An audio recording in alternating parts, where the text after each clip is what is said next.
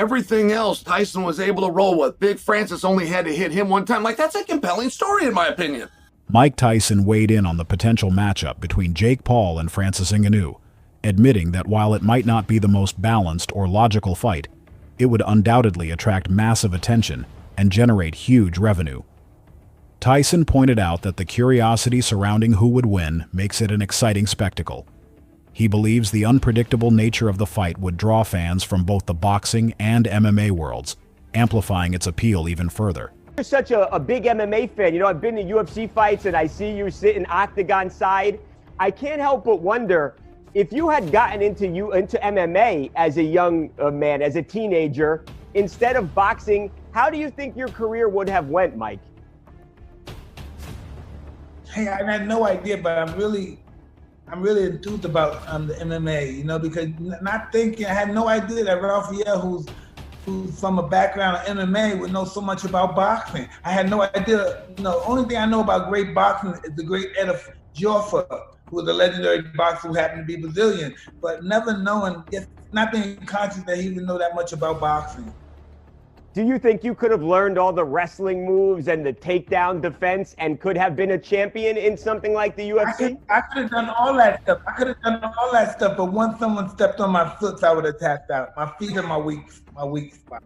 You step on my feet, I'm going to tap out. Francis Ngannou himself has expressed that even being offered a fight with Jake Paul is a complete disrespect to his name and legacy. He explains that Jake hasn't earned the right to share a ring with someone who has been at the pinnacle of combat sports.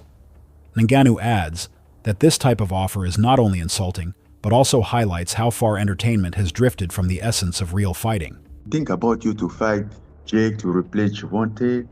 I'm like, who's Jake? You know, like, I was so confused, you know, like, I wasn't expecting that at all. And he said, yeah, Jake Paul, you know, he's fighting. And I'm like, no, bro, come on. Don't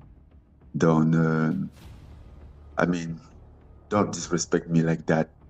And then they even say, like, even come out after and say, and what if the number are good? He sent out some number. I'm like, it's not about the number. If it was about the number, we could have started talk. I would have tell you, I'm not just interested. He make no sense for me. It's not my what I'm looking at right now. Chael Sonnen reacted to the possibility of Jake Paul facing Francis Ngannou with both amusement and curiosity. He called it a fascinating matchup, not because it's competitive, but because it would reveal just how durable Jake really is. Sonnen joked that Tyson Fury, one of the toughest heavyweight champions in the world, was dropped by a single clean shot from Ngannou. If Fury, who outweighs Jake and has years of experience in heavyweight boxing, could barely survive Ngannou's power, then Jake could be in serious danger. Sonnen added that Jake's confidence and willingness to face opponents far above his level is entertaining, but fighting someone like Francis is a different challenge entirely.